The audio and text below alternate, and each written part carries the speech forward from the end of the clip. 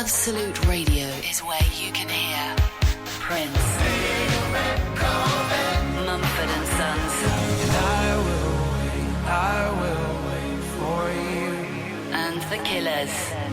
Can you read my mind? Absolute Radio Where real music matters.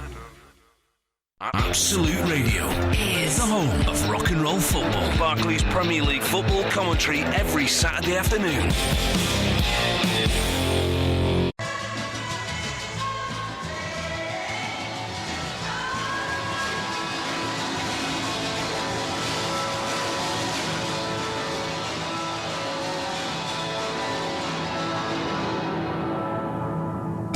Iain Lee.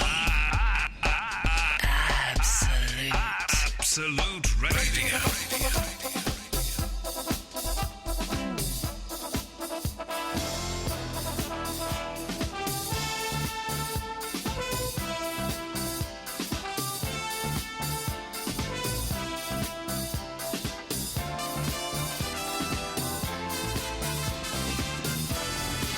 Good evening, dear listener. Iain Lee, Absolute Radio. We're playing that because it's the first night of the Monkeys tour in Liverpool. I know it's a slim one, but if any of you are listening who were at the Monkeys gig this evening, could you give me a call, 0330 123 1215. You'll jump straight to the front of the queue. Someone's been posting the Monkeys set list on a Facebook page, and all of the obvious ones are here. All the 40 songs they did.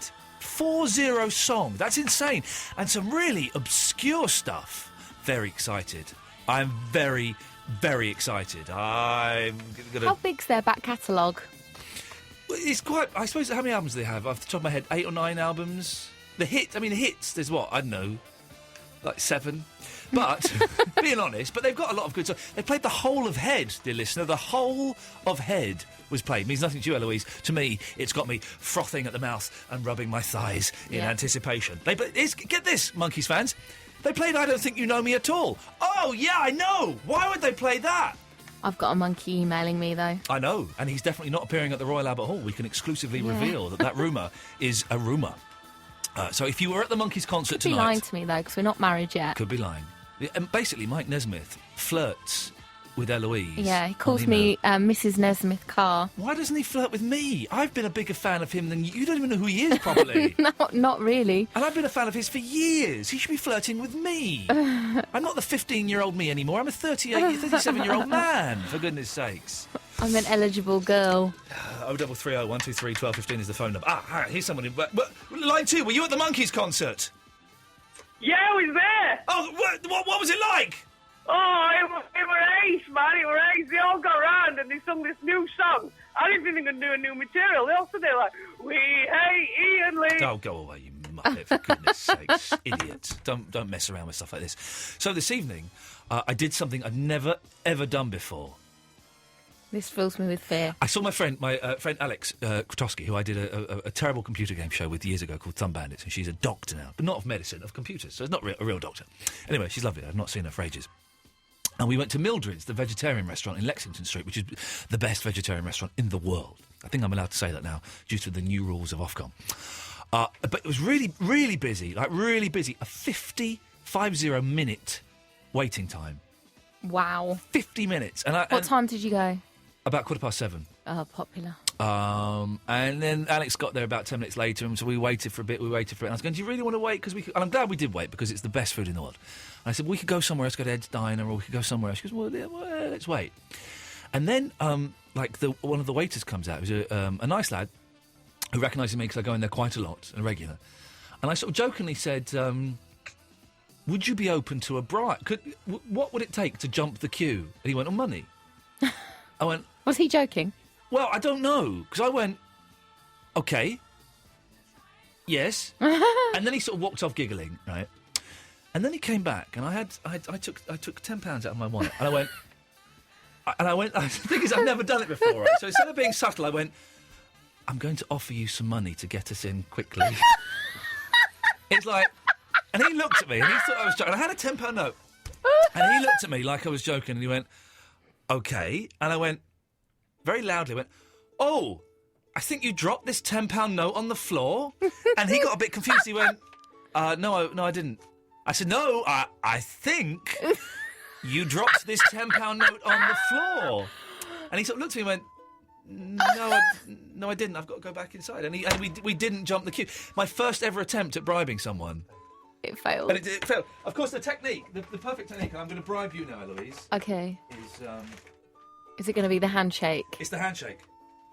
So you get the £10 note. But would you normally shake a restaurateur's? Of course you would. Lovely. I've never shaken. Lovely to see you. Lovely to see you. Lovely to see you. Have you got any tables free? Oh yes, I have. Come this way. No, it's fine. Give me the £10. Why would I bribe you? You're bribing me. Why would I bribe you? You haven't got any tables. I've and got, if you did, like, we all know lots what of you do seats. with it. You take a lot more than that tenner. So I'm not. So it's my first. Have you ever bribed anyone? Or No. well, it's bribe stories tonight, dear listener. 0330 123 1215. Ever attempted to bribe someone? Been tempted to do it, or ever been bribed yourself? I would be well open to bribes. Yeah, but what could you give? If someone offered me 20 quid, they could come and sit in here for half an hour. Oh yeah. Oh, I should try and offer that. Simple. Then I had an annoying woman come up to me, right? And she was... They do this, attractive ladies, don't they? It's like they used to be, not so much now, but you know the chuggers who you hate, the charity muggers in the street? Yeah, I hate They them. used to be hot women that would approach the men and hot men that would approach the girls. Now any old muncher will do it. Now, as long as they can sing Yeah. or say stupid stuff like "smile, it might never happen." Yeah, shut up. Well, they do that thing Yeah, when my they... mum's just died. And they put their hand out. Never take the hand because they won't let go. No, yeah. It's like a pig's penis inside a pig's vagina. Spikes come out and it doesn't come out until they've Is finished. that what happens to a pig's penis? It's pigs or dogs? That is foul. No, it's pigs or dogs. That's I don't know what chickens do, but so never shake their hands. But so this woman, she was very attractive. She came up to me and went, "Oh hi," I went, "Hello," and my friend had gone in, Alex had gone in. So she says, "Can I get a picture of you with this breath spray?" And I said, and I didn't know if she recognised me or what at this point. I didn't know what was going on. She had a camera and she says, "I'm from an advertising agency. Can I get a picture of you holding this breath spray?" And I went, why? Well, it's really big in the States, and we're getting as many celebrities as we can to endorse it. And I was like, oh, OK, so you recognise, you think I'm Marlon Dingle or Richard Bacon, that's fine. I said, do you know what, I don't think I'm going to do it, because I'm learning to say no to people. Well done. And I said, I don't think I'm going to do it. And my head is screaming, do it, people, please. I was going, she goes, why? I said, well... You're not paying me. I said, what would I get out of this? Thinking, listen, 50 quid I'd have done it. 50 quid I'd have done And it. also, you know nothing about the products. No, exactly. It could be terrible. And she said, well, I tell you what we'll do is we'll retweet you. We're from a very big advertising agency. And I thought... Oh, great. Do you know, I'm all right for retweets, thanks. So I'm going to say no. Oh, go on, do it. She's waving the camera, she's getting the thing. I said, you know, I'm going to be very firm with you. I'm not going to advertise your product for free. And because I have no idea what this even is. And I'm not you're saying I've got stinky breath. Do you remember as well, you got bribed by some badges? When did I get bribed by badges? Someone said to you, I'll give you all these badges, like, for no reason whatsoever, if you, like... Take these badges if you just say my name on the radio show or something. I don't remember badges. Yeah, there was some... This is like maybe a year and a half ago or something. God, I don't know what I did Some yesterday. crazy person. Yeah.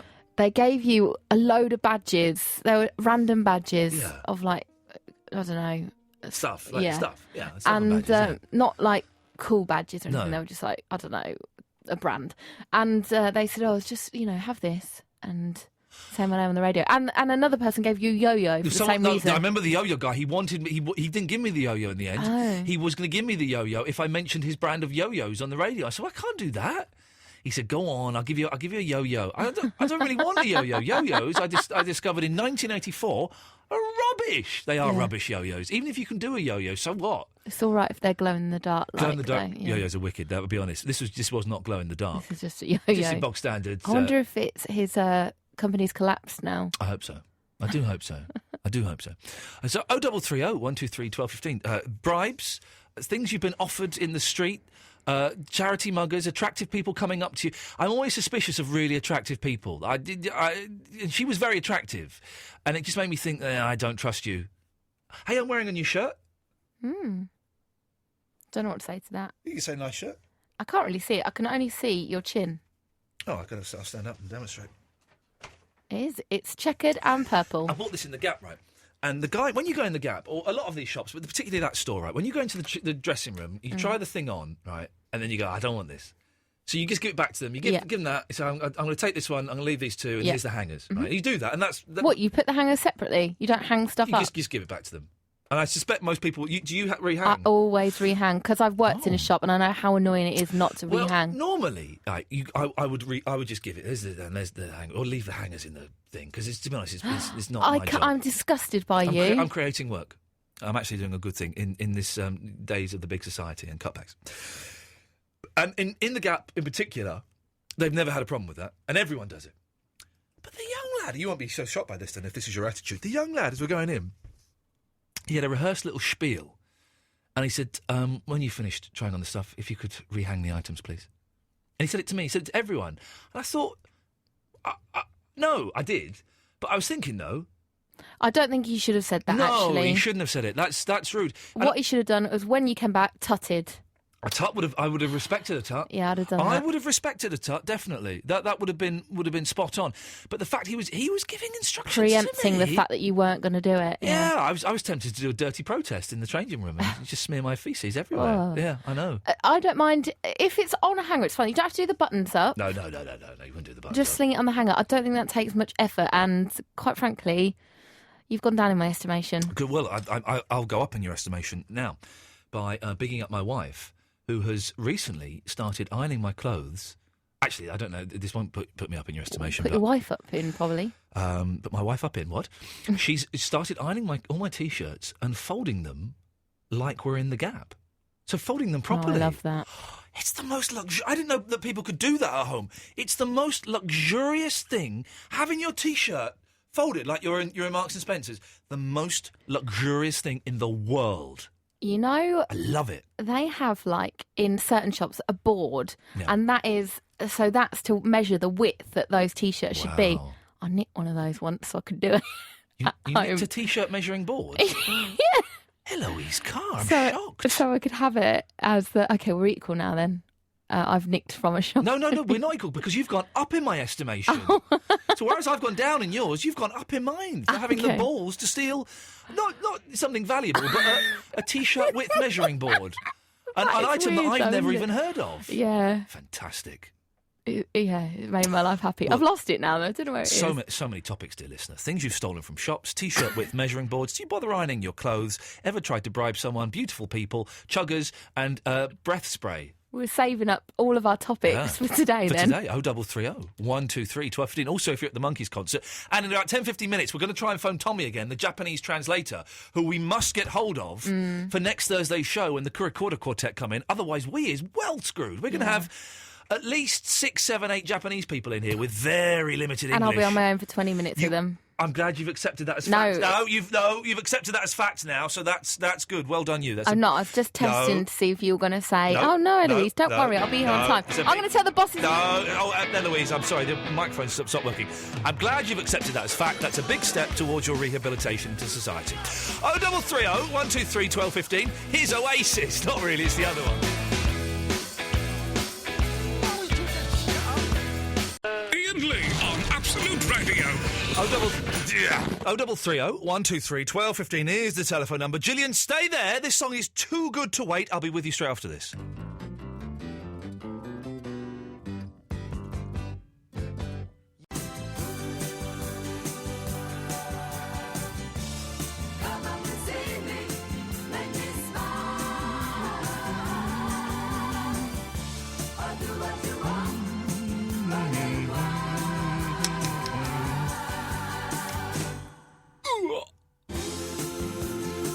I've eaten way too much food today. I went out for breakfast with Dougie Anderson. I've never had a breakfast meeting before. Very, very productive. We came up with an excellent idea for a live show, which we're then going to sell to Radio 4, which after 2 seasons of that, we're going to take to BBC 2. And after 1 season of that, we're going to sell it to HBO in the United States of America. It's a pretty successful morning, I would say.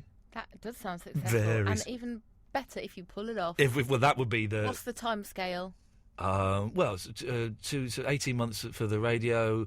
We'll be on HBO in 4 years. Oh, great. That's not bad. No. That's not bad for breakfast. Where did you go for breakfast? West Hampstead. Like a cafe? Nice. And then I had I met my friend Alex for big dinner. and I'm feeling fatty. So I had starter, main, and then I shared what I like to call a pudding, what some people call a dessert. Oh, you don't share puddings. You share starters. You don't share puddings. Of course you share What? You're more likely to share puddings. I know, but that's why it's bad. Oh, because it's fatty. Normally, I only ever have a starter. I've got to go on a diet, and I'm drinking way too much coffee. I've suddenly become I have become my dad. You never used to drink coffee. No, I know, and I had 3 today. 3 coffees. I had a terrible whitey last week. It was like I was back on the gear. I was just like, I had a coffee really early in the morning, and suddenly at 7:30 in the morning, I collapsed on the sofa.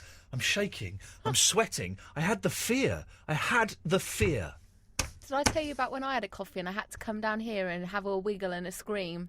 No, you had a wiggle and a scream? Yeah, I had to come down here Are they and ice do creams? this. An actual wiggle and a scream. Pardon? It's bad stuff, isn't it? If that's what it is, like, like a form of speed or something. Yeah, I felt so hyper and really anxious all day, like twitchy. The anxiety, yeah, that's the thing. The anxiety. Maybe I should. Anyway, I've got some decaf coffee. I should have that, really. I suppose. Yeah, Probably. I'm going to start requesting decaf Next week, Monday, I'm going to start. What am I going to do before I say it? 'Cause I don't want to. No. I'm going to change my life around. Yeah. No, I'm going to eat healthier, eat less, and maybe do some exercise. That's good. Like go for a swim. I go for a swim. Not Monday. I'm away. Tuesday, busy. Wednesday, Thursday, swim. What are you busy doing though? Like, because when you say you're busy, you don't always end up doing something. So maybe if you don't end up doing something, you should just say, "I'll go for a swim," and still not do something. Still not swim. Huh? Huh? Gillian. Oh. Hello. Gillian. Gillian. Gillian. Gillian. Gillian! Gillian! Gillian! Gillian! Gillian! Gillian! Gillian! Gillian! Gillian! Gillian! Gillian, you will obey me. You will obey me. I am the voice in your head. You will never be alone. I will follow you wherever you go. You know, like when you're in your bed and stuff on your own, except you're not on your own, because I'm lying next to you in the dark. Gillian! Ah! Ah! 0330 123 1215. Hal Edwin Bennett. Hello, how are you doing? Yeah. Oh, I asked the wrong question again. I know, it's hard not to ask that question because I we think it's because you give a pause, say hello, and then... the pause on the Stephen Nolan show on Radio 5, the pause is filled by people going straight into their spiel, their question or their point. I suppose maybe you should ask a leading question. Yes, what do you want? Or why are you phoning? No, I shouldn't need to, because... Right, so I'll be Stephen Nolan, right? And you be one of his listeners. OK, so we're going to go live to Libya a little bit later on. But before that, we got Hal from London. Hello, Hal. Hello. Yeah, I don't know. Maybe he does it different. I don't know. No, but then his callers. I didn't explain it very well. Then his callers will go right. So right. You be Stephen Nolan, and I'll be Hal Bennett. Okay, the caller. All right, I'm Stephen Nolan, and we're now going live to... Right, Hal, not being funny, mate. He's Irish, so at least make an effort. Oh, right. All right, Stephen Nolan, we're now going live to our correspondent in Libya. No, I'm not. No, I'm just a caller. All right. We're now going to our caller called Howell. What do you have to say, Howell? Well, Stephen, I think it's outrageous that we are giving benefit to the Libyans when we should actually be helping people out here, first of all. We're closing down libraries and hospitals, and yet we're going to aid... Do you see what I mean? They go, bam, they go straight into it. I don't know. Well, no, you do know, because I've just told you. You literally do know now. I do know, but so I just don't know why I and others always think Okay, well, let's try it again. Okay. Yeah. Iain Lee, Absolute Radio, 0330 123 1215. Hal Bennett's in London. Hal. Hi there. Yeah, I've got a couple of bribe stories. So, do you want to hear them? No, Hal, you just do it. I've just told you to do it. No, stop. Okay. We'll do it again. All right. Iain Lee, Absolute Radio. That was Steve Harley, Cockney Rebel. Come up and see me, make me smile. 0330 123 1215 is the number if you want to come on air and discuss the topics of the day. Hal Bennett's in London. Hal. Hi there, yeah. Well, actually, I'm on the M5, but I'll tell you a couple of bribe stories. My brother... Well, Boom! Boom! You've got it, Hal. You've got it. That's right. Okay, this is how we're going to do it for the rest of the show. You've totally got it. Yeah, you can correct me from where you're calling. That's fine. I'm not interested, but that's good. And then go straight into the topic. Yeah. Okay. Okay. So hang on a minute. Let's do this properly, and then we're going to. This one's for real. Okay. All right. Hang on a second. Okay. Hang on. Hang on. There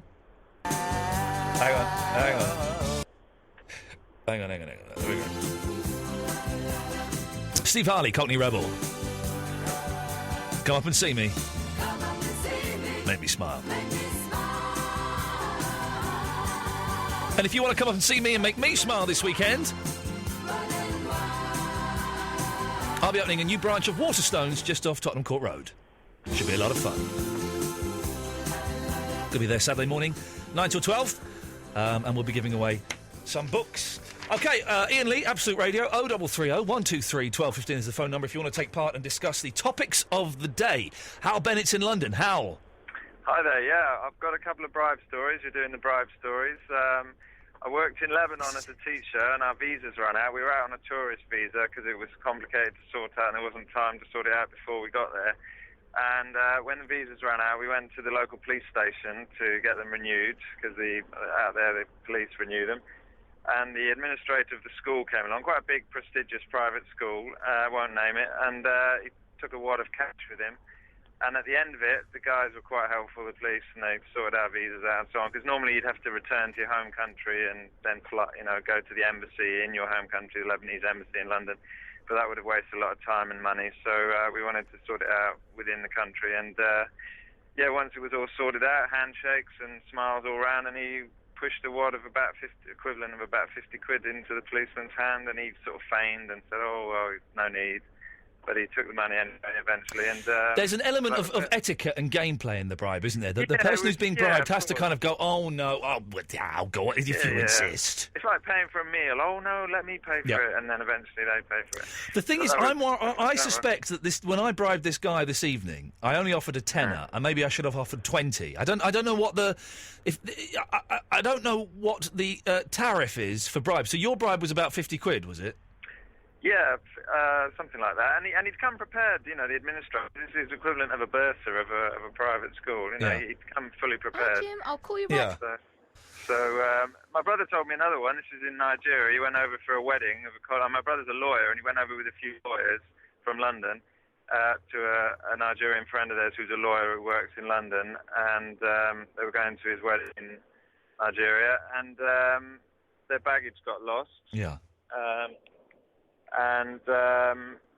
What they did was they didn't realise it. They thought it was lost, and they kept going back to the counter and saying, "Have you found our bags yet?" And they pretended they were looking for this luggage, and eventually they twigged, "Oh, these guys want a bribe." So, and of course, as lawyers, they felt awkward about paying a bribe, because that's forbidden in Britain. Anyway, eventually my brother got elected as the guy to go and offer the bribe, and he went over about 10, 20 quid, not a huge amount of money in Nigerian money, and he was very polite and said, "Oh, look, I know you guys have gone to a lot of trouble and you're working hard and, it must be very difficult. Wow. Look, can you really help us out, because all our clothes, and we're going to a wedding and, we've got nothing now, we're only in our clothes that we stand in. Could you really give it a good look this time?" And he slipped him some money. And the guy didn't even... And each time they'd been doing this before, the guy had been going around the back pretending to look for the bags. Brilliant, yeah. And then once the money appeared, he bent down, lifted the bags from under the counter and put them on the counter. No one to go to get the bags. And that's how a lot of these, and I use the phrase tin pot in a friendly manner, countries work. I spent 3 months in Pakistan, and while I never bribed anybody myself, there was a film crew, right? And there was a lot of bribery going on of the chief of police. In I think in Karachi, or maybe it was Lahore, and a lot of bribery going. A lot of money was taking place, and it's all very suspicious. The first word you'll learn in Arabic if you go to some countries. Lebanon's not too bad, but Egypt, for example, the first word you'll probably learn is bakshish, which means tip or bribe, depending on the context. I don't like tips. I'm not a fan of tips, but bribes, I think, if people want to make a few quid and it helps you jump the queue or helps you find your luggage, then, definitely. What were the other topics? Because virtually all the topics tonight, I could tell you a story. Eloise, what were the women coming up to you in bars? Women coming up to you in bars, yes, that'll do. We can make that a topic. Good-looking women. Good-looking women. The chuggers. There was... Okay. Well, no, were you, Hang on, Hal. Hang on. Go on, Eloise. there was, were you at the Liverpool Monkeys concert? Yep. Have you ever given or accepted a bribe? Yep. Bribe techniques, Yep. things offered to you in the street, Yep. chuggers, do you iron your clothes? What have you nicked from shops? Have you used breath spray? Do you hang stuff Breast up in spray. shops? You said breast spray. I said breath spray. You said breast spray. I said breath spray. You said breast spray. Whatever. Thank you. Hal. Well, I've stolen cream eggs from shops when I was younger. Okay, but by the way, we don't. I have to say this because some people get this, Hal. Some people listening to this show are idiots, right, and don't know when we're having fun.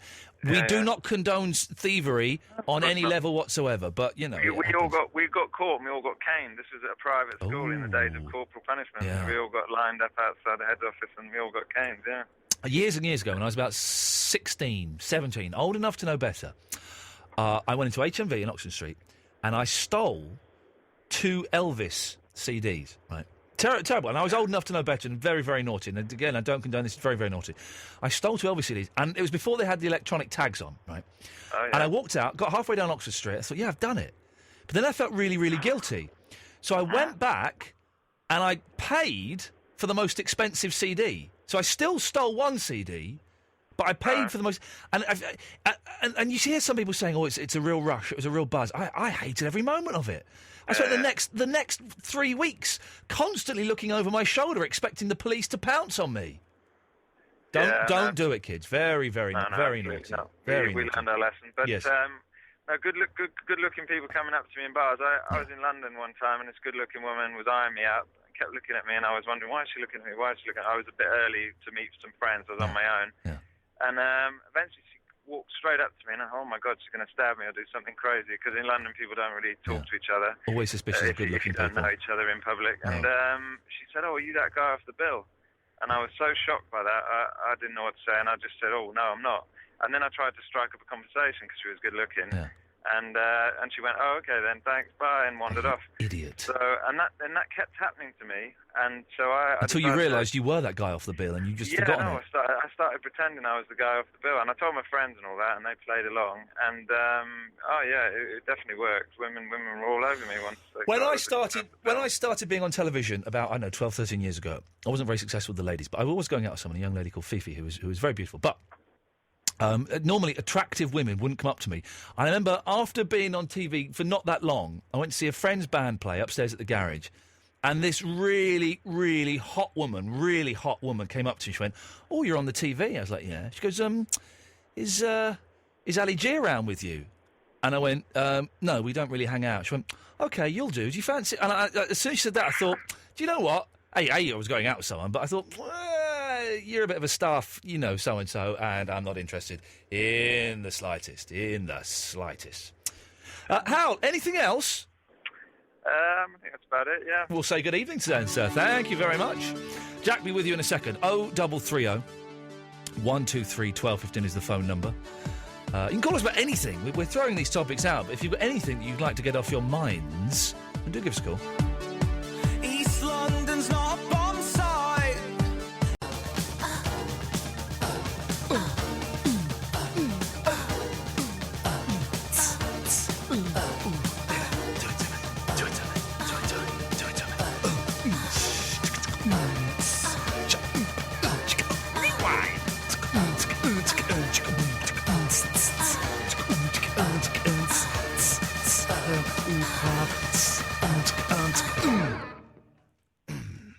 A little bit of beatboxing there, just to try to find out Tommy, the Japanese translator. Hopefully he's still going to come in next week, otherwise we're screwed. She's not answering. Hello? Oh, hello, is that Tommy? Yes? Hello, Tommy, this is Iain Lee from Absolute Radio. Hi. Oh, hello. How are you? How are you, Tommy? Good. We were just wondering if it's still happening or not. we were wondering, is it still happening? Are you still available to come in next Thursday and be our translator? 19th. The 19th? Yes, I am available. We got a translator, Eloise! Tommy's back on board! Yay. We were worried. We thought that you had maybe, I don't know, died or gone back to Japan No, or ignoring us. I saw you ringing, but I wasn't sure which number this is. So I said, I don't know this number. Not at this night. I know. We've not woken you up, have we? Sorry? Have we woken you up? Sort of. I was trying to go to bed now. I have early morning tomorrow, but it doesn't matter. What time are you up in the morning, Tommy? 5:30. Oh, blimey! I'm travelling to outside London tomorrow to visit gardens. Gardens? Where? Which gardens? It's called Broughton Grange. Oh, and where's that? I am not sure. Okay, well, you're going to probably get very lost. Tommy, what we'll do is either Eloise or I will give you a call sort of one day next week, Monday or Tuesday, in the daytime, and we'll sort out exactly what we want, and we'll sort it all out with you, okay? Okay, that's fine. But it's good to know that you're still on board, and we look forward to meeting you next week. I'm looking forward to it. Brilliant, Tommy. Thank you very much. Thank you. Sleep well and enjoy the gardens. Bye-bye. Thank you. There we go. Result. Oh, that's a relief. That I was panicking then. Yeah. Or she'd go, no, I don't want to do it anymore. I don't want to. She wants to do it. She's in. That's a bonus. Roger's in West Hampstead. Good evening, Roger. Hello. Hello, Roger. How are you? You don't care? Huh? You don't care? Oh, of course I do. You don't. It's all part of the job. No, you don't. You honestly, you don't care how I am. So don't feel obliged to ask. What can we do for you? Just listening to you earlier about having breakfast in West Hampstead. Yes. In a cafe. I own a cafe in West Hampstead. I'm just driving home at the moment. Which cafe do you own? Which cafe do I own? It's called Brioche. Boom, Roger! I was in there this morning coming up with a brilliant plan with my friend Dougie Anderson. You weren't, were you? Yeah, we were in there. Fantastic. Do we get... Well, I'm sorry I missed you. Well, hang on a minute. Because maybe I'm sorry, maybe I'm not sorry, if you know what I mean, Roger. I do know what you mean. What? So I want a rundown of what you had off the menu. Okay, I had the veggie hash browns, and I had 2 lattes, and Dougie had a bacon sandwich, and he had a coffee, and then he had something else. Okay. Have we got marks out of 10, or...? Well, marks out of 10 for this time, or marks out of 10 for the time I was in there 5 years ago?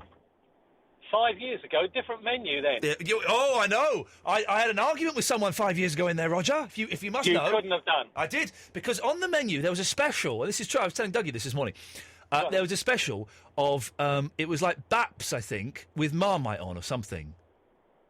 Right. And I ordered it, and my friend ordered his food. His food came, mine didn't come. He finished his food, mine didn't come. Then the lady came out and said, we haven't got any Baps. We haven't got any muffins. No, muffins, right? Yeah. No, we haven't got any Baps, but we've got muffins. Is that all right? I said, I don't like muffins. She went, but we've. I said, no, I'll have the money back, please. And it got a little bit tense, Roger. And I was worried that they would recognise me today and it would get tense again. But they didn't. So, marks out of 10. Go on. I would have to give it an 8. That's pretty damn good. That's not bad, is it? That's not bad. No. And the young lady that served us was excellent. Was she? She was excellent, yes. You should give her... tell her that. No, I did tell her, and I said, you should listen. Stop working in this dive and let's go and get a job somewhere decent, young lady. You've got potential. Oh, blimey. No, it was very different. Now, listen, now I've bigged you up. What are the chances of me getting a free meal next time I come in? Well, you've got to come and see me. Oh, Roger, for goodness sakes, you old flirt, you. OK, I'm there, man, I'm there. So I come in, I say, Roger said anything on the menu, absolutely free, and it'll be sorted out. Absolutely, but what about impersonators? Oh, well, listen, you've got to deal with that, fella. That's nothing to do with me. That's your problem. You carry your driving licence? You can flash that at me or flash something? I'll flash something at you, yes. All right, OK. Do I have to blink? You can blink, just don't touch it. Oh, all right. Good lad. Yeah, no problem at all. Right, I'm very pleased you came in. Thank you, Roger. I'm very pleased as well, because we had a nice breakfast and we came up with an excellent idea for a show that's going to take us to America. So it was a creative I heard about that. Yeah, you don't get any credit for that, Roger. Don't I? No, you get nothing. You get absolutely nothing for that at all. Is there any chance of coming along and sort of sharing in it? No, none whatsoever. You're not very generous then? Right, 6.5 out of 10. Oh, hang on, we're going the wrong way. Yeah, exactly. Who's not generous now, huh? Oh, no, I've blown it. Roger, lovely to speak to you, and thank you very much for breakfast. Look forward to seeing you again. Cheers, my dears. Ta-ta, there we go. He was a nice lad. Tom, Marco will be with you shortly, but Will's been waiting the longest. Yes, Will? Hello. Hello, Will. A question. Have you been training? For what? I'm racing you, remember? No, we're not racing each other, Will. Oh, come on, mate. I'm a 37-year... I'm nearly 40 years old. I don't need to race boys to prove myself anymore. I'm on a different spiritual plane. Will? And he's gone. That was weird, isn't it? Listen, I'm so spiritually evolved. I don't need to race boys to prove myself. I've been there, I've done that, won it. I'm kind of, I'm on a whole different level, man. 0330 123 12 15 is the telephone if you want to give us a call. Let's go to Tom Martin. Sorry, I'm trying not to belch on the radio. I'm failing miserably. Tom Martin! Is that me you're talking to? Well, is that your name? It's Tom Martin. Tom Martin, not Tom Martin. It's Tom Martin. What can we do for you? Yeah, I've got a bit of a question for you, actually, because I need your advice. My mate is proper full-on vegetarian. Okay. Tom, can I just stop you for 1 second? Yeah. Just to make things easier for me and for the listener at home, what is the accent that you're trying to do? No. What it is, right, it's a bit of a long story. Okay, right? but just to clear things up before we go any further, just tell us, what is the accent you're trying to do? It's a long story. Just tell us the accent you're trying to do. I know it's a bit muddled. A lot of people say it's a bit so annoying. You're about 10 seconds away from getting cut off, so what's the accent you're trying to do? Well, I'm from Essex. Okay, and the accent you're trying to do is? Essex. Okay, thanks very much for calling. What a delightful knob he was. 0330 123 1215. Marco, be with you after Two Door Cinema Club. Silly name for a band, but the guitar's quite jangling. I quite like that. There's a spanner in the works, you gotta step off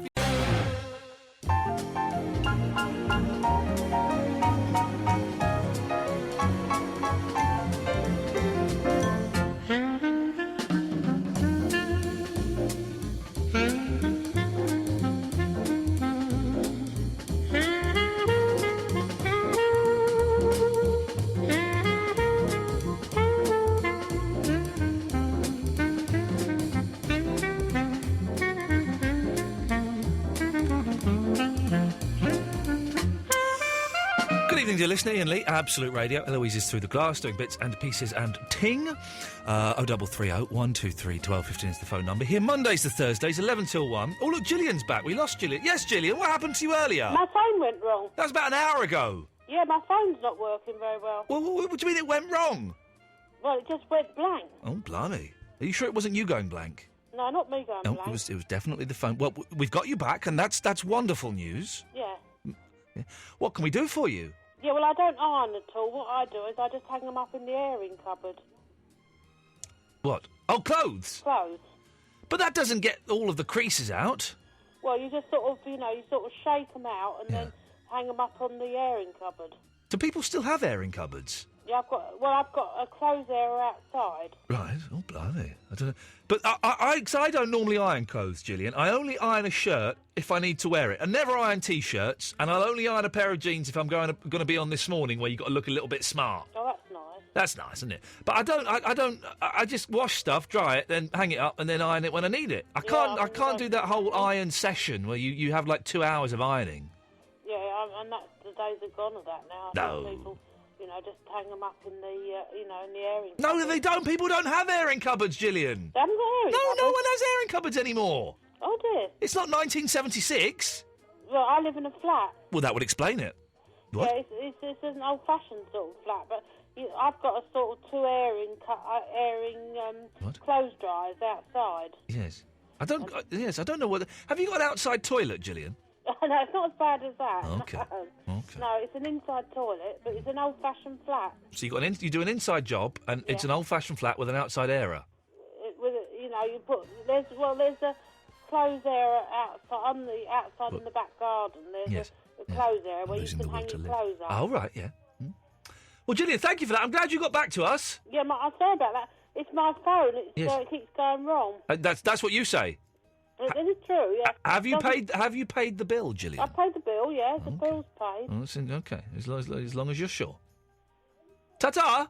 Look after yourself. I will have a bloody good go at it. 0330 123 12. Particularly keen to speak to you. I know it's a long shot. But if you were at the Monkeys concert tonight in Liverpool, the first night of the tour, man, I'm excited. I am excited. They have 40 songs. Jeez. If you were there, you'd jump the queue. Get straight to the front of the queue. Jack's in Newport. Hello, Jack. Hello, Ian. Jack, Jesus, what the hell are you doing? Are you underwater? Are you in a tsunami? What's going on? Well, you know, basically, we're on the motorway. We're on our way back from Nottingham, mate. It sounds like you're a bootleg recording of a concert from 1978. Well, you know, basically, I was calling up. I've had a few points to make. And firstly, I've got an airing cupboard in my house. OK, well, you and Gillian are one of the few people.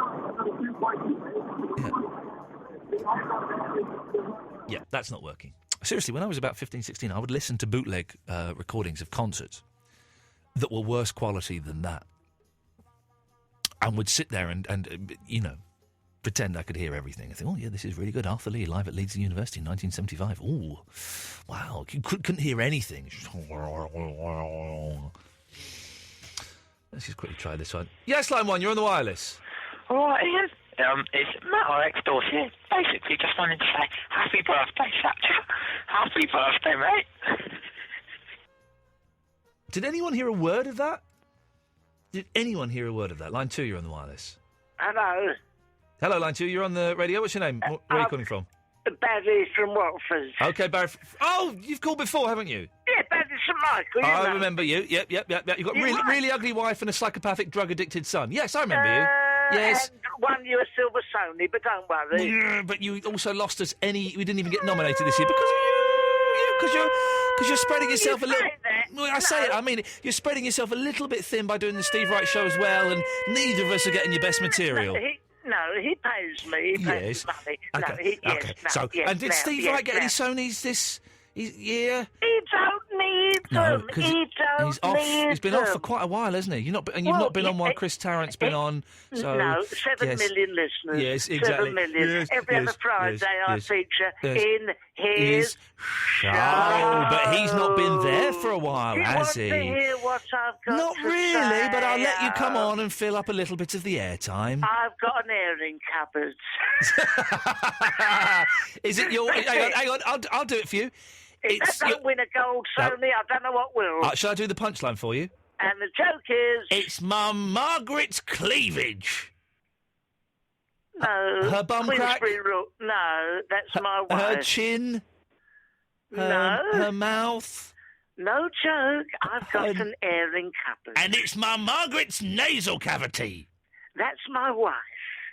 That is my good lady wife you're talking about. Queensbury rules. You're always making jokes about her blowing off and doing a poo in the garden. No, I've met your wife, and she's lovely. Yeah. I would never come on air and talk about your good lady wife. Yes, you did once. You were quite rude about her once, and then you had to send her a tweet apologising for being so rude about her, and she's still offended to this very, very day, Because Barry. I said she was a 6.6, is that right? That's correct. And then I believe you phoned up the next day to apologise and put it up to a 7.1 or something.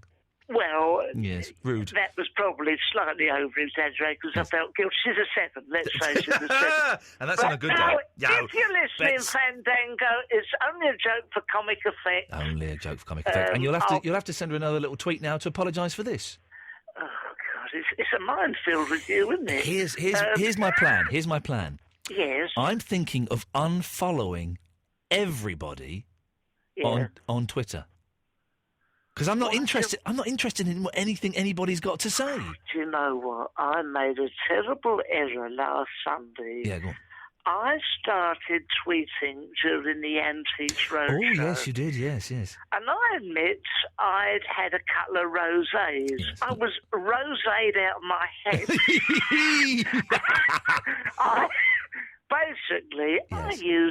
I dropped a couple of F-bombs. You used indoor language, yes. You were very, very rude about the show. But very rude about an old lady on there as well, I seem to remember. But it was funny. It was very funny. It was funny. Bit blue. But I got the next day and there's some lady, I can't remember her name, but I'd love to embarrass her, and she went mad. On Twitter? Yeah, and she goes, I used to think you were funny, not anymore. Yeah. You're about to be unfollowed, and she actually went going. and it cut to the quick. Yes, I felt quite hurt. It's not nice, But is it? anyone who wants to follow any rude, it's mucky. It's mucky. Bit blue. It's a bit blue. Yeah. On a Sunday, Raunchy. I will be twittering while the vultures are circling over people's, hand-me-downs. People on Twitter don't like it when you do lots of tweets. And I've had the same thing where people said, I used to think you're funny, not funny now. Some cheeky little sausage, just sent me a message during the show saying, all right, Ian, any chance of following me? And I wrote back, and he should be grateful I wrote back. I wrote back saying, no. And so he wrote, oh, that's a shame. Enjoy watching your career go down the pan. Remember, Ricky Gervais and Ali G used to be your warm-up act. It's vicious, isn't it? Vicious. Shall I tell you something else? Go on, Barry. When I do Steve Wright in the afternoon with the 7 million listeners... And how much do you get paid for that? Well, it's something... It's gone up a bit. I'm not prepared to divulge £60? on this stage. Oh, yeah, but it... And they give me a coffee when I go in. Oh, well, that makes it worthwhile, doesn't it? Oh, sort of, yes. It's more than I get from you. It's costing me money. Yeah, well... I actually come through on the end. This is physically costing me money, isn't it? I like the fact that you're spending your £60 salary from Steve Wright to phone up my show, which proves that my show is better because you're keen to spend money to be on it. I can't remember what I was going to say, but basically, when I go on his show, I get some nasty... The haters come out, and people go, you disgust me, was what I... You disgust me. I hope you choke on a biscuit. What do you do that disgusts people, apart from being unfunny and rude about people? Well, apart from that, what do you do that disgusts them? I am unfunny, but why that would disgust you, I don't know. I mean, I hope you choke. Bore you. I hope you choke on a biscuit, but for different reasons, not because you're unfunny on Steve Wright. I tell you what, it would win a Sony, wouldn't it? I understand there's a man coming up on Panorama who's going to die on air. That's happening. Why don't we repeat that, where I suck on a bourbon, get it stuck in my windpipe and die on air? Suck on a Mormon? Oh, a bourbon, a biscuit, bourbon biscuit. No, I suppose dying on air is something you've got down to a finite 5 days a week, 4 days a week. Thank you. It would have worked if you got the number of days correct. Damn, I got the wrong. I disgust myself. I hope I choke on a biscuit. Anyway, listen. I'm glad you called in because I've got something very, very important to tell you. Yes. Watford Palace Theatre, June the 17th. Looking forward to it. Big show. Could you please... and I don't want to get legals involved, but I might have to. Could you please stop tweeting and Facebooking, telling people I'm going to be there? Because I have mentioned several times, Barry, I'm actually going to be at the Ringo Starr gig at Hampton Court Palace on the 17th of June. So by you selling tickets using my name, that's actually false advertising under Trey's description, and I don't want to sue you. So if you could stop that now and apologise to everyone, that would be awesome. Thank you. Right, OK. We had an agreement. You was going to do the show. Mm-hmm. You was going to come along. I have had leaflets printed up, and we've sold something in the region of 200 tickets. How many tickets have you sold? 200. How many tickets have you sold? 150. But the point is that they're coming to see me, and I'm not going to be there because Ringo Starr is playing. He's 70 years old. He's playing at Hampton Court Palace on June the 17th, and I'm going to be there. We all live in a yellow submarine. No. Yes. Let's get this quite straight. It's straight. You gave me a verbal agreement that you was going to do. I've sold tickets off the back of that. People are coming to see me with my double entendres, which they'll hear and hope I choke on a biscuit. But the point is... Are you going to go, cheese? I might do. That's what people require. Do the cheese, Barry. Say cheese in that funny ascending voice of yours. Cheese? Yes. Cheese? Yeah, that might not last the full two. Yes, that might not. Yes, that might not. Yes, that might not last. Yes, that might not. It's lasted the last 6 years, Barry. Listen, you said you'd do it. You turn up. I'm not going to turn up. I can get a replacement for you. Go on, then. I can get Michael McIntosh, the lot, Jimmy Carr, My sister knows Roger de Courcy. She used to be at the same golf club. Barry, sue me. I ain't coming. You're doing it. I'm not doing it. Take You my name have off to of the... do it. I don't have to do it. Go and get Michael McIntosh. Stop using my name to advertise your poxy little show. We have sold 80 tickets, and those people are wanting to turn up Hang to on. see you. It was 150 a minute ago. Oh, All dear. right, 60 people want to see you and me in the... Yeah. You be there, you lanky ponce, or I'll sue you. Up yours. See you in court. Yeah, I will do. Muppet. So I'm busy that day. Has he gone? Stupid sod. Glenn, Marco. Oh, and Will's back. Hang on a minute. Will, didn't we speak to you? Will. Oh, for God's sake! Why do I even bother?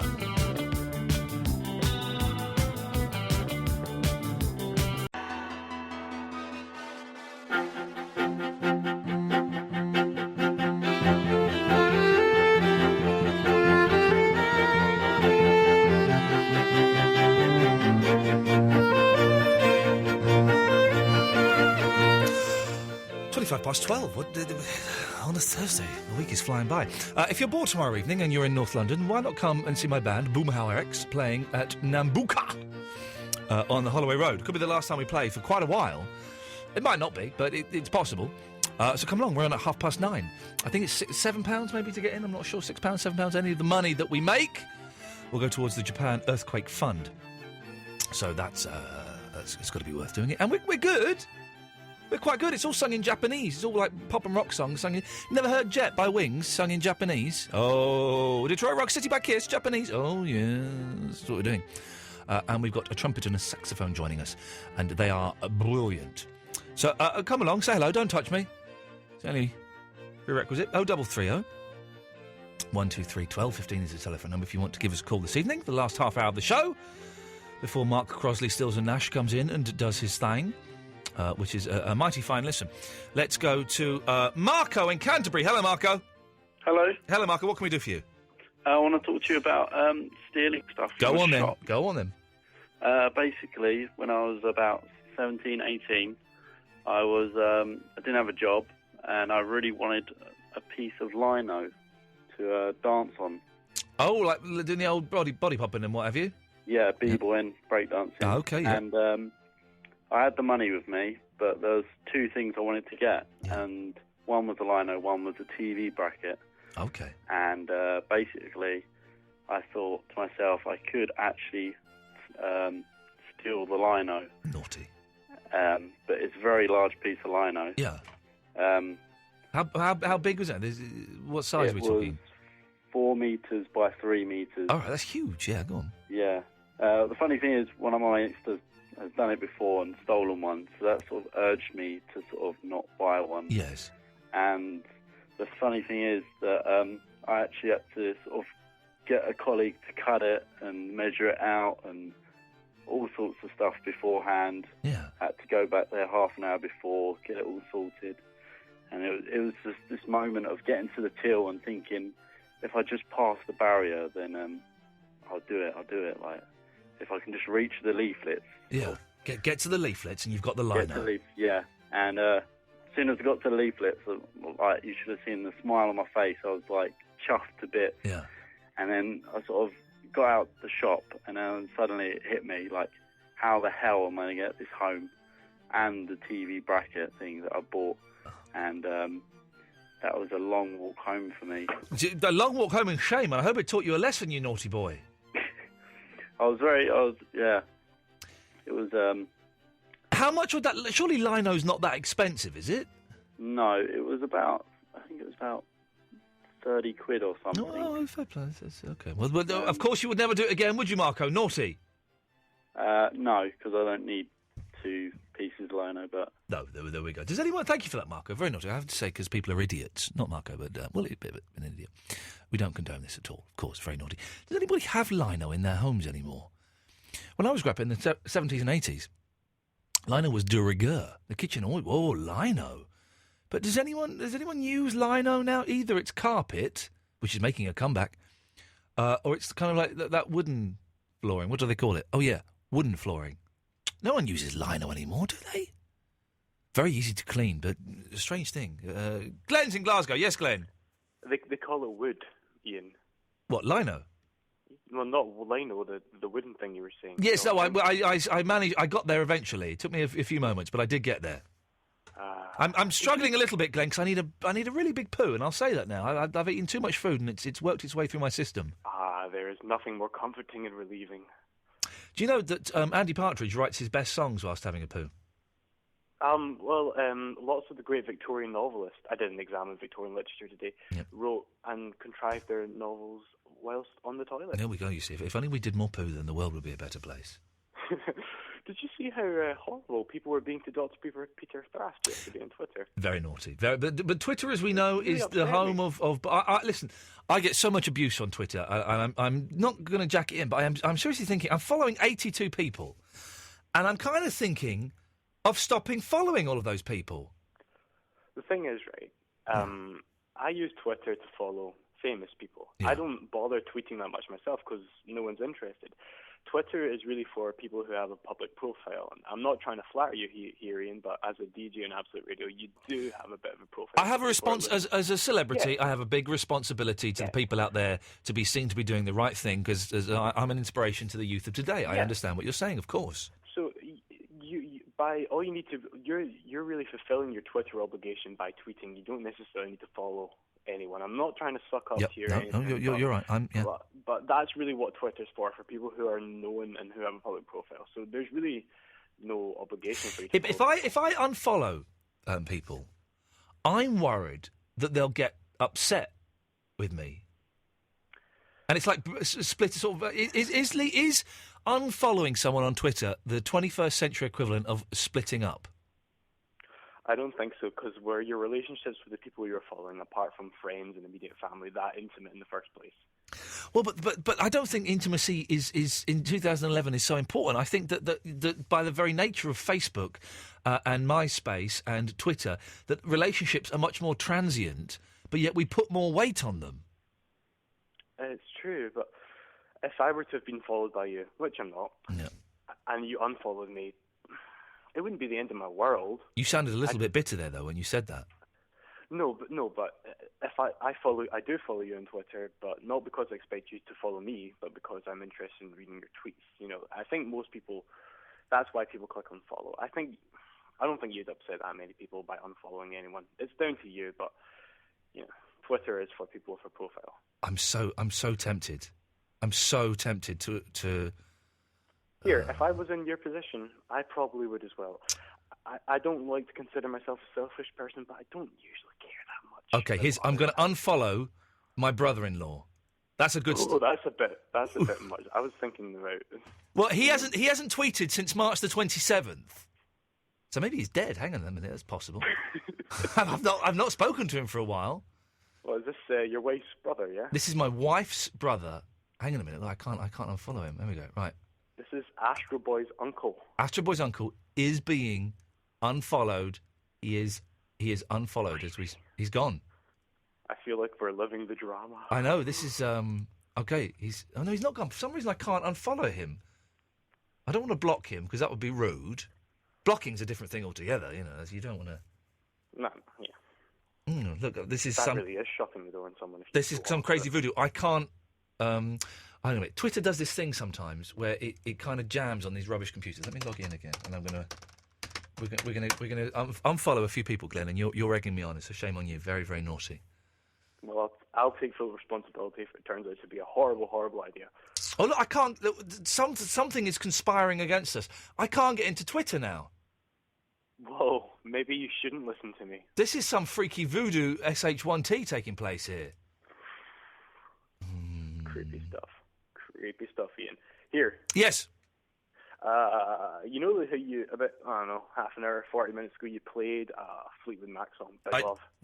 Too right I did, yes. Yes. You do realise you didn't play the best version of it. The acoustic solo version? Exactly. Oh, it's a good version, isn't it? It's amazing. When was the first time, did you see it being played or did you listen to it? Because it sounds like it looked like 3 or 4 guitars. And it's just him. Actually just him. Yes. There we go. Do you know what the hell? I'm going to play it. Stay there. This is Big Love live. This is just Lindsay Buckingham on its own. It's awesome. Looking out for love. Come on, Glenn, join in.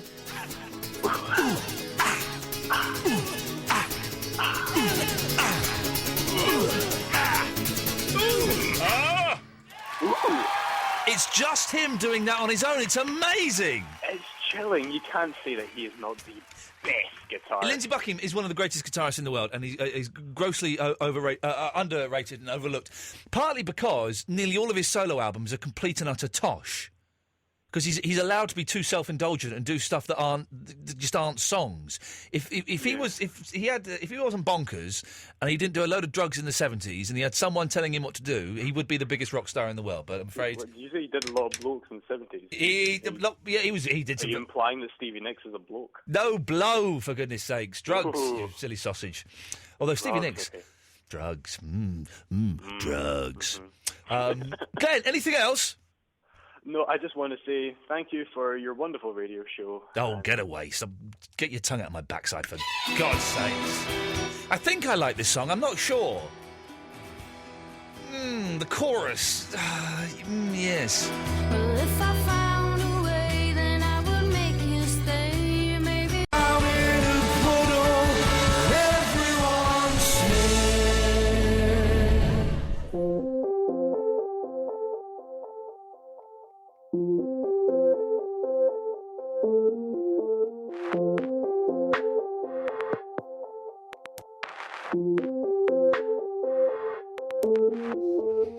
Okay, last 15 minutes of the last show of the week for us. Don't forget, we're here Mondays to Thursdays, 11 till 1. If you missed any of the show this evening, or any of the show this week, or any of the other shows, then download the podcasts. You can get them on iTunes. Type in Iain Lee, IAINLEE, or from absoluteradio.co.uk/Iain Lee. And we've had some good guests the last couple of weeks. We've had Nick from The Apprentice, Brian Wilson. We had that bonkers woman from Britain's Got Talent. So you might want to go and hear those. They're well worth a listen. And we've got different kinds of podcasts. The Full Show, which is the whole show without the music and the ads and the travel. There's The Best Bits. There's The Best of Barry. There's Shepherd's Pie. There's loads of stuff. So go and have a look. Pass it on. And keep me in a job. Take some calls straight to air for the last 10 minutes of the show before Mark Crosley comes on. 0330 123 12 15. Let's go to line 2. 2, you're on the wireless. Hello there. Hello, you're on the air. I just want to know what the track you was playing was. About 12:41, the girl singing. What was that? Oh, was that that may have been the Pierces. Pierces. The Pierces, Glorious. Say that again, Glorious. Pierces. Yes. Did you like it? I did. I can't work out if I like it or if it's rubbish. But what was it? Glorious, you say? Yeah, by the Pierces. The Pierces. The Pierces. I got it. Thank you. All right, thanks. He liked it. He's gonna go. He's gone onto iTunes. Bang! See, if I was a proper disc jockey, stroke music presenter, I would be telling you the names of the songs and who they are by. I do not have that skill. Sorry. 3, you're on the wireless. Hello. Hey, it's Harry from Binfield here. Okay, let's go to line 1. You're on the wireless. Hi, good evening. Good morning. It's Andre. Good morning to you. Good evening. Morning.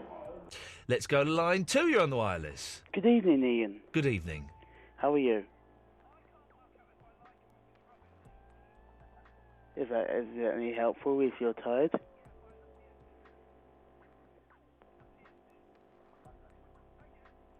Anything else? Nothing. I just thought I'd help you try and waste 10 minutes somehow. Thanks very much. Listen, I'm an expert at wasting time on the radio. I've wasted 7 years on the radio, for goodness sakes. I know exactly how to do it. 0330 123 1215 is the telephone number if you want to give us a call. You're right, Louise. You're looking at me expectantly. No, I was just looking because I've finally finished my podcast. Oh, well done you. Line 2, you're on the wireless. I'm Captain Mauser, Mousy Wowser. Oh yeah, oh yeah.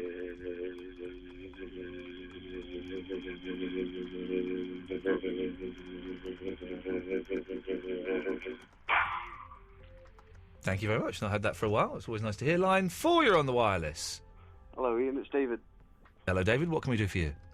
I just want to know if you'd seen my email about the future podcast message. About the what? The future podcast message. Oh, hang on. Message for future podcast self. Ian, I listened to the first half hour of the show. I then email in a question so that my future podcast self would find out the answer. What? Been trying to figure out a way to do that since I heard it from an old podcast. So my question is my idea any good? Yes! Fair enough. So hang on a minute. You got to email in a question. A question that you know the answer to? Well, no, because I'm asking you a question for you to answer it. Okay, go on then. Ask me a question.